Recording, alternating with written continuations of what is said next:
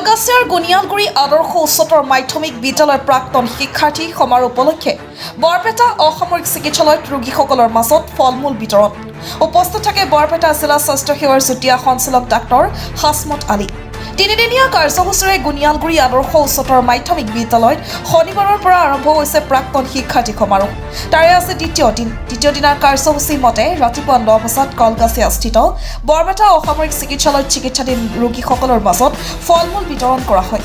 উক্ত অনুষ্ঠানত বৰপেটা জিলা স্বাস্থ্য সেৱা যুটীয়া সঞ্চালক ডাক্তৰ হাছমত আলী, বৰপেটা অসামৰিক চিকিৎসালয়ৰ অধীক্ষক ডাক্তৰ নাজৰুল ইছলাম আৰু গুনিয়ালগুৰি আদৰ্শ উচ্চতৰ মাধ্যমিক বিদ্যালয়ৰ স্বাস্থ্য উপসমিতি ভালেসংখ্যক বিষয়ববীয়া ৰোগীসকলৰ মাজত ফল-মূল বিতৰণ কৰাৰ পিছত বৰপেটা অসামৰিক চিকিৎসালয়ৰ অধীক্ষক ডাক্তৰ নাজৰুল ইছলামে ভূয়সী প্ৰশংসা কৰাৰ লগতে প্ৰাক্তন ছাত্ৰ-ছাত্ৰীৰ একগোট হৈ বিদ্যালয়ৰ যি গৰিমা প্ৰকাশ কৰিছে আৰু ৰোগীসকলৰ মাজত ফল-মূল বিতৰণ কৰাৰ লগতে ৰোগীসকলৰ মাজত যি মত বিনিময় কৰিছে ইয়াক প্ৰশংসাৰ পাত্ৰ বুলি কয়। আজি দিনজোৰা কাৰ্যসূচীৰে ৰাতিপুৱা 7 বজাত প্ৰাক্তন ছাত্ৰ-ছাত্ৰীৰ মাজত তৰ্ক প্ৰতিযোগিতা, 11 বজাত প্ৰাক্তন ছাত্ৰ-ছাত্ৰীৰ মাজত কুইজ প্ৰতিযোগিতা, দুপৰীয়া 1 বজাত প্ৰীতিভোজ, 1 বজাত 30 মিনিটত বঁটা বিতৰণী সভা, 2 বজাত স্মৃতি ৰোমন্থন আৰু অন্তৰংগ অনুষ্ঠান আৰু সন্ধিয়া 7 বজাত প্ৰাক্তন ছাত্ৰ-ছাত্ৰীৰ দ্বাৰা পৰিৱেশিত 12খনীয়া সাংস্কৃতিক অনুষ্ঠানৰ আয়োজন কৰে।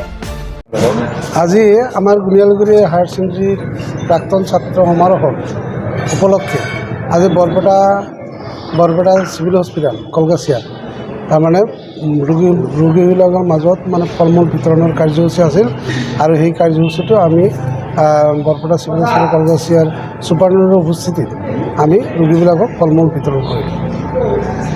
আজি গুনিয়ালগুৰি আদৰ্শ যিটো হায়াৰ ছেকেণ্ডেৰী এই হায়াৰ ছেকেণ্ডেৰীৰ প্ৰাক্তন ছাত্ৰ ছাত্ৰীসকলৰ যিটো সমাৰোহ সেই সমাৰোহ উপলক্ষে তেওঁলোকৰ কাৰ্যসূচী মতে আজি আমাৰ বৰপেটা চিভিল হস্পিটেল কলগাছিয়াত ৰোগীসকলৰ মাজত ফল মূল বিতৰণ কৰে। এইটো এটা খুব ভাল পদক্ষেপ হৈছে। সকলো ছাত্ৰ ছাত্ৰীসকলে একেলগ হৈ স্কুলৰ যিটো গৰিমা সেই গৰিমা তেওঁলোকে প্ৰকাশ কৰিছে, তেওঁলোকৰ প্ৰতিভা প্ৰকাশ কৰিছে আৰু জনসাধাৰণৰ মাজত স্কুলখনৰ বহুল প্ৰচাৰ কৰাৰ যিটো মাধ্যম হৈছে সেইটো মই খুব আনন্দিত হৈছোঁ। আৰু এই আমাৰ হস্পিটেলখনত ফল মূল বিতৰণৰ যোগেদি ৰোগীসকলৰ মাজতো এটা ভাল মেছেজ তেওঁলোকে দিব বিচাৰিছে যে শিক্ষাৰ জৰিয়তে আমি আগবাঢ়ি গৈছোঁ আৰু আজি আমি ৰোগীসকলৰ মাজতো আমাৰ মত বিনিময় কৰিছোঁ আৰু তেওঁলোকৰ খবৰ লোৱাৰ কাৰণে আমি এই ফল মূল বিতৰণৰ কাৰ্যসূচী লৈছোঁ আৰু এইটো খুব প্ৰশংসনীয় পদক্ষেপ হৈছে। কলগাছিয়াৰ পৰা মহিবুল ইছলামৰ ৰিপৰ্ট, এনি লাইভ।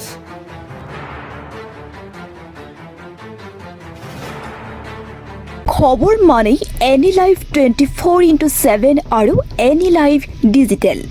যিকোনো খবৰৰ বাবে যোগাযোগ কৰক 9387734920 আমাৰ এই নম্বৰত।